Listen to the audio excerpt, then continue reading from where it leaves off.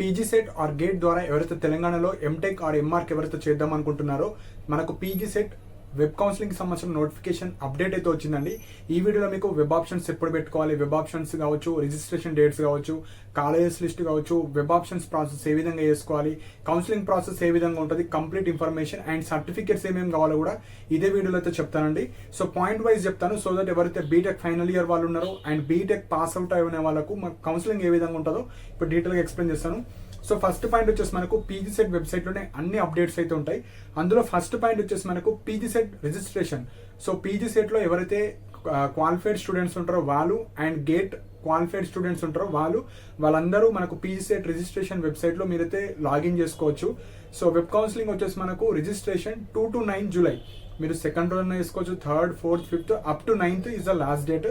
2 to 9th మీరైతే registration చేసుకోవచ్చు web counselling లో పార్టిసిపేట్ చేయాలంటే.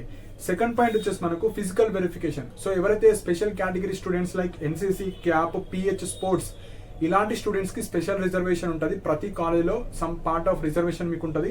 సో మీరు ఫిజికల్ వెరిఫికేషన్ కూడా వెళ్ళాలి. సో వెన్యూ వచ్చేసి director of admission Osmania university.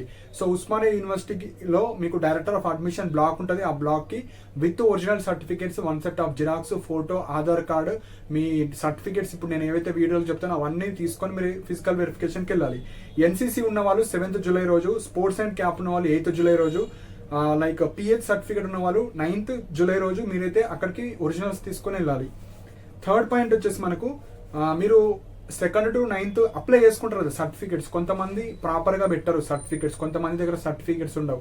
So ఎవరి అయితే ప్రాపర్ గా సర్టిఫికేట్స్ అప్లోడ్ చేస్తారో వాళ్ళకు సంబంధించిన ఎవరైతే పర్ఫెక్ట్ సర్టిఫికేట్స్ అప్లోడ్ చేసిన వాళ్ళ లిస్ట్ పెడతారు, అంటే వాళ్ళు మాత్రమే phase 1 లో మీరు ఎలిజిబుల్ అవుతారు. సో అది వచ్చేసి మనకు 12th జూలై. సో 12th జూలైలో మీకు సర్టిఫికేట్ ఎవరెవరి పర్ఫెక్ట్ ఉన్నాయి, ఎవరు ఎలిజిబుల్ 12th రోజు ఇస్తారు. సో మీరు 2nd to 9th లోపు మీరు ఫస్ట్ ఉన్న సర్టిఫికేట్స్ తోనే అప్లై చేసుకోండి రిజిస్ట్రేషన్. సపోజ్ మీరు 2nd నుంచి స్టార్ట్ అవుతుంది, మీరు 2nd కావచ్చు, 3rd కావచ్చు, 4th కావచ్చు, మీరు అప్లై చేసేసేయాలి. అప్లై చేసిన తర్వాత ఏమైనా సర్టిఫికేట్ ఇష్యూస్ ఉన్నా, ఏమైనా సర్టిఫికేట్స్ రీఅప్లోడ్ చేయమన్నా మళ్ళీ రీఅప్లోడ్ చేసుకోవచ్చు. సో మనకి ఈమెయిల్ సర్వీస్ ఉంటుంది పీజీ సెట్ వెబ్సైట్ లోనే. మనకి రైట్ సైడ్ బాటమ్ లో పీజీ సెట్ ద్వారా ఈమెయిల్ సర్వీస్ ఉంటుంది. ఆ ఈమెయిల్ సర్వీస్ లో మీ రిజిస్ట్రేషన్ నెంబర్ ఎంటర్ చేసుకొని మీరు సర్టిఫికేట్స్ రీఅప్లోడ్ కూడా చేసుకోవచ్చు. సో ఆ ఫెసిలిటీ కూడా ఉంటుంది కాబట్టి మీరు ఫస్ట్ అప్లై చేసుకోండి, ఉన్న సర్టిఫికేట్స్ తోనే అప్లై అయితే చేసుకోండి. సో నెక్స్ట్ వచ్చేసి వెబ్ ఆప్షన్స్. సో పర్ఫెక్ట్ గా ఎవరైతే సర్టిఫికేట్ వెరిఫికేషన్ ఆన్లైన్ మోడ్ లో ఉంటుంది, ఆఫ్లైన్ ఏమి ఉండదు. ఆన్లైన్ లోనే మీరు వెబ్ ఆప్షన్స్ phase 1 కి సంబంధించి 13th to 15th జూలై మీరైతే వెబ్ ఆప్షన్స్ మీకు నచ్చిన కాలేజెస్, స్పెషలైజేషన్స్ అన్ని మీరైతే పెట్టుకోవచ్చు. అండ్ ఎడిట్ ఆప్షన్ వచ్చేసి మనకు 16th జూలై. సపోజ్ మీరు 13 to 15 కొన్ని కాలేజ్ పెట్టారు, మళ్ళీ ఎడిట్ చేసుకోవాలంటే ఎడిట్ లో ఏమొస్తుందంటే మనం కొన్ని కాలేజ్ యాడ్ చేసుకోవచ్చు, కొన్ని డిలీట్ చేసుకోవచ్చు, రీఅరేంజ్ చేసుకోవచ్చు, మళ్ళీ డిలీట్ చేసుకొని ఫస్ట్ నుంచి పెట్టుకోవచ్చు. So 16th is the last date for web options. Next phase 1 results వచ్చేసి 19th జూలై రోజు మీకు ఏ కాలేజ్ వచ్చింది, మీరు ఎంత ఫీజు పే చేయాలి, మీకు ఏ స్పెషలైజేషన్ వచ్చింది, ఏ రోజు నుంచి ఏ రోజుకి వెళ్ళాలి, ఏమేమి సర్టిఫికేట్స్ తీసుకెళ్ళాలి, అన్ని కంప్లీట్ గా మనకు 19th జూలై రోజు మీకు సీట్ వచ్చిందా లేదా వస్తుంది. సీట్ వచ్చిన తర్వాత ఆ అమౌంట్ చూపిస్తుంది మనకు.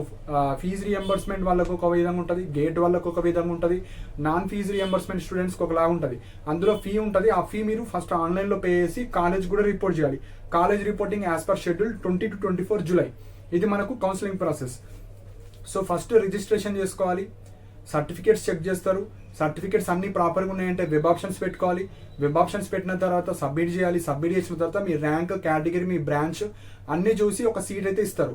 సీట్ ఇచ్చిన తర్వాత ఆన్లైన్లో మీరు ఫీ పేమెంట్ చేయాలి, కాలేజ్కి వెళ్ళి రిపోర్ట్ చేయాలి. ఇది సింప్లిఫైడ్ మనకు వెబ్ కౌన్సిలింగ్.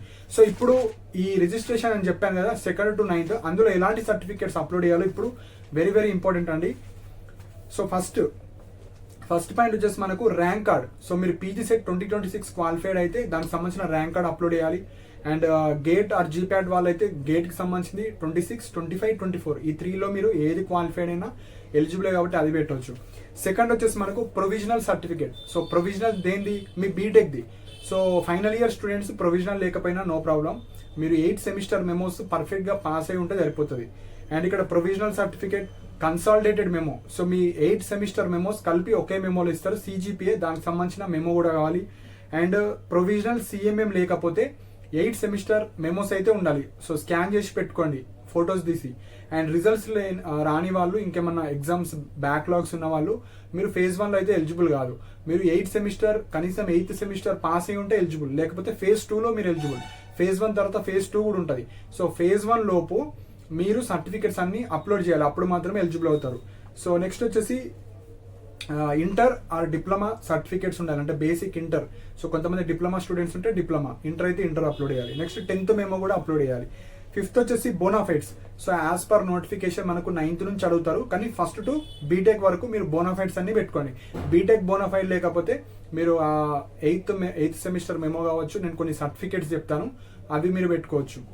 6th వచ్చేసి క్యాస్ట్ సర్టిఫికేట్. సో మీరు SC ST BC వాళ్ళు తెలంగాణ ఫార్మేషన్ అయిన తర్వాత 2014 తర్వాత ఉన్న సర్టిఫికేట్ మాత్రమే పెట్టండి. 2014 బిలో ఈ పాత అయితే మీకు రిజర్వేషన్ రాదు. లేకపోతే మీరు తొందరగా వెళ్ళి మీ సేవలు అప్లై చేసుకోండి, వితిన్ 5 to 7 days లో వచ్చేస్తుంది. అండ్ EWS సర్టిఫికేట్స్, ఓసీలో EWS ఉన్న వాళ్ళు మాత్రమే EWS సర్టిఫికేట్ ఎలిజిబుల్ అవుతారు, వేరే కేటగిరీ వాళ్ళకి రాదు. EWS 2026 ఉండాలి, అప్పుడు మీకు 10% ఆఫ్ రిజర్వేషన్ అయితే వస్తుంది. అండ్ నెక్స్ట్ వచ్చేసి టీసీ. ఈ 8th పాయింట్ టీసీ మనకు కౌన్సిలింగ్ మనకు 2nd నుంచి అని చెప్పాను కదా, వాళ్ళు ఏదో ఒక రోజు 5th రోజు కావచ్చు, 6th రోజు కావచ్చు అండర్టేకింగ్ టీసీ పెడతారు. అంటే నేను ఫైనల్ ఇయర్లో ఉన్నాను, నా కోర్స్ ఇంకా కాలేదు, కానీ కౌన్సిలింగ్లో పార్టిసిపేట్ చేస్తాను అని ఒక ఫామ్ ఇస్తారు. అది 2nd రోజే పెట్టరు, 3rd, 4th, 5th రోజు ఏదో ఒక రోజు అప్డేట్ చేస్తారు. అప్పటి వరకు మీరు వెయిట్ చేయండి. సర్టిఫికేట్ లేని వాళ్ళు ఫస్ట్ మీరు ఒక 2-3 days వెయిట్ చేయండి. అన్ని సర్టిఫికేట్స్ ఉన్న వాళ్ళు మీరు అప్లై అయితే చేసుకోండి. సో టీసీ ఉన్న వాళ్ళు టీసీ అప్లోడ్ చేయండి, టీసీ లేని వాళ్ళు కొద్దిగా వెయిట్ చేయండి. Income certificate very very very important, 2026 మాత్రమే ఉండాలి. సో మీరు బీటెక్లో ఎలా అయితే మీ నేమ్ మీద మీ ఫాదర్కి ఇన్కమ్ ఎంత వస్తుంది, సో మీ నేమ్ మీ ఫాదర్కి ఇన్కమ్ పర్ ఇయర్ ఎంత వస్తుంది, మీరు మీ సేవలు అప్లై చేస్తారు కదా, సో పీజీ సెట్ కౌన్సిలింగ్ ఉంది, మా ఫాదర్కి ఇంత ఇన్కమ్ వస్తుంది నా పేరు మీద అని అడగండి.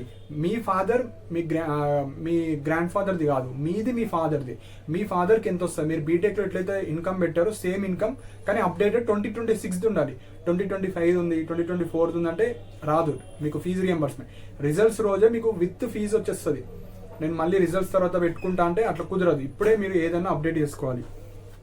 నెక్స్ట్ 10th పాయింట్ వచ్చేసి ముస్లిం మైనారిటీ వాళ్ళు మీకు మైనారిటీ స్టేటస్ సర్టిఫికేట్ లైక్ మీరు మీ సేవలో అయితే అప్లై చేసుకోండి. బీసీ సర్టిఫికేట్ ఉంటే సరిపోతుంది, బీసీ లేకపోతే కనీసం మీరు 10th కావచ్చు, టీసీ ఏదో ఒక టీసీ మీద మీకు మైనారిటీ స్టేటస్ ఉంది, అదన్నా మీరు అప్లోడ్ చేసుకోవచ్చు. లేకపోతే మీరు మైనారిటీకి సంబంధించిన ప్రూఫ్గా ఏదో ఒక సర్టిఫికేట్ అయితే పెట్టాలి.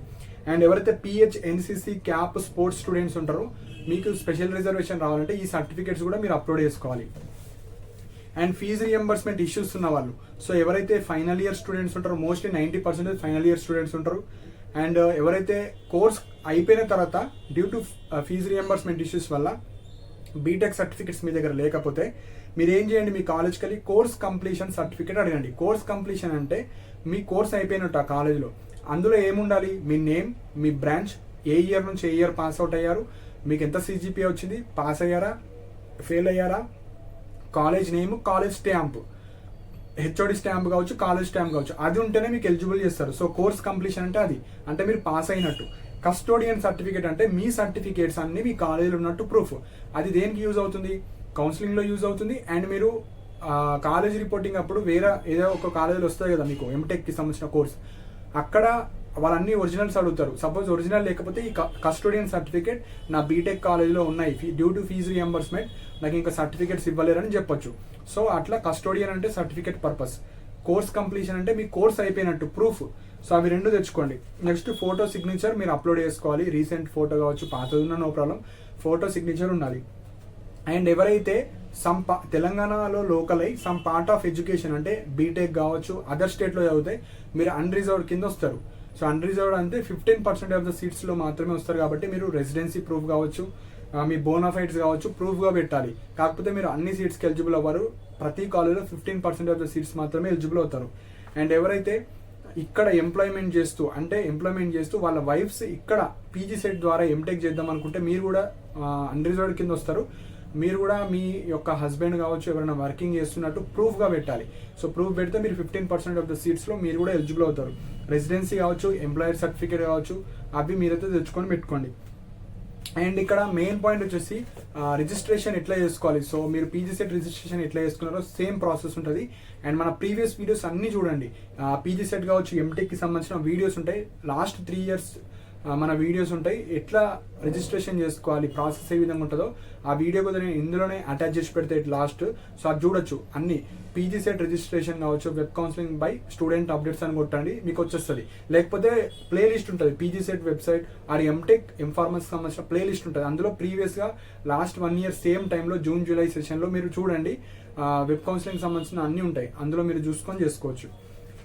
సో ఇప్పుడు ఎవరికైనా నాతో పర్సనల్గా మాట్లాడాలన్నా, ఈ కౌన్సిలింగ్ గురించి ఐడియా లేదు, గైడెన్స్ కావాలనుకుంటే 100 రూపీస్ అయితే తీసుకోవడం జరుగుతుంది. టిల్ phase 2 కావచ్చు, స్పాట్ అడ్మిషన్స్. సో ఒక 2-3 months వరకు మీకు వ్యాలిడిటీ అయితే ఉంటుంది. సో ఈ ప్రాసెస్ అంతా 2-3 months ఉంటుంది. మీరు కాలేజీలో వెళ్ళి అడ్మిషన్ అయ్యే వరకు మీకు గైడెన్స్ ఇవ్వడం జరుగుతుంది. కాల్ ద్వారా కావచ్చు, మీరు కంఫర్టబుల్ అయితే టెక్స్ట్ ద్వారా కావచ్చు, మీకు ఎనీ టైం గైడెన్స్ ఇవ్వడం జరుగుతుంది. 100 రూపీస్ తీసుకోవడం జరుగుతుంది. అండ్ ఎవరికైతే కాలేజెస్ లిస్ట్ కావాలో సో ఒక డీటెయిల్ PDF అయితే చేయడం జరిగింది. సో దట్ స్టూడెంట్స్కి ఈజీగా అర్థం అవ్వడానికి మన తెలంగాణలో ఎలాంటి ఎంటెక్ కాలేజ్ ప్రొవైడ్ చేసే కాలేజెస్ ఉన్నాయి, ఆ కాలేజ్లో ఫీ స్ట్రక్చర్ కావచ్చు, ఎన్ని సీట్స్ ఉన్నాయి, ఎన్ని స్పెషలైజేషన్స్ ఉన్నాయి, కాలేజ్ అడ్రస్ కావచ్చు, కేవలం 50 రూపీసే ఉంటుంది. సో దట్ మీకు ఇంట్రెస్టెడ్ ఉన్న వాళ్ళు ఈ ఇయర్ ఎంటెక్ ఎవరైతే చేద్దాం అనుకుంటున్నారో మీరైతే అది పర్చేస్ చేసుకోవచ్చు. కింద డిస్క్రిప్షన్లో లింక్స్ ఉంటుంది. సో మీరు ఏదైతే వీడియో చూస్తున్నారో అక్కడ మోర్ అని క్లిక్ చేస్తే కింద ఫస్ట్ లింకే ఎంటెక్ కాలేజ్ లిస్ట్ ఉంటుంది. అందులో క్లిక్ చేయండి. క్లిక్ చేసిన తర్వాత 50 రూపీస్ మీరు పేమెంట్ చేసిన తర్వాత ఫస్ట్ పర్చేస్ చేసినట్టు ఒక మెసేజ్ వస్తుంది, డైరెక్ట్ PDF రాదు. ఆ మెసేజ్ చదివిన తర్వాత కింద వ్యూ పర్చేస్ అంటే మీరు పర్చేస్ చేసిన దాన్ని వ్యూ చేయాలంటే వ్యూ పర్చేస్ క్లిక్ చేసి మీరు లాగిన్ చేయాలి. లాగిన్ అంటే మీ మొబైల్ నెంబర్, మీ ఈమెయిల్ ID, OTP ఎంటర్ చేస్తే మీకు PDF వస్తుంది. సో PDF రాకపోతే మళ్ళీ రీలాగిన్ చేయండి, మళ్ళీ అదే క్లిక్ చేసుకొని మళ్ళీ మొబైల్ నెంబర్ ఎంటర్ చేస్తే మీకు PDF అయితే వస్తుంది. అప్పటికి రాకపోతే నాకు మెయిల్ ID డిస్ప్లే అవుతుంది. అక్కడ నా మెయిల్ IDకి మెసేజ్ చేస్తే మీ PDF మీకు సెండ్ చేయడం జరుగుతుంది. డైరెక్ట్ PDF రాదు, ఫస్ట్ పే చేయాలి, మెసేజ్ వస్తుంది. మెసేజ్ ప్రాపర్గా చదివి అక్కడ వ్యూ పర్చేస్ అని ఉంటుంది. వ్యూ పర్చేస్ క్లిక్ చేసి మీరు లాగిన్ చేసుకుంటే మీకు PDF అయితే వస్తుంది. అందులో అన్ని డీటెయిల్స్ ఉంటాయి, కాలేజెస్, ఫీజు, స్పెషలైజేషన్స్. ఇప్పుడు ఎగ్జాంపుల్ మీరు సివిల్ ఉన్నారు, సివిల్లో మీకు ట్రాన్స్పోర్టేషన్ కావచ్చు, జియోటెక్ కావచ్చు, స్ట్రక్చర్స్ కావచ్చు, ఎక్కడెక్కడ ఉన్నాయి, ఆ కాలేజీలో ఫీజు ఎంత ఉన్నది. ఇప్పుడు ఉస్మానియా JNT ఉంది, అందులో ఎలాంటి స్పెషలైజేషన్స్ ఉన్నాయి డీటెయిల్గా ఉంటుంది. సో సింప్లిఫైడ్ వర్జన్లో PDF మీరు డౌన్లోడ్ చేసుకోవచ్చు.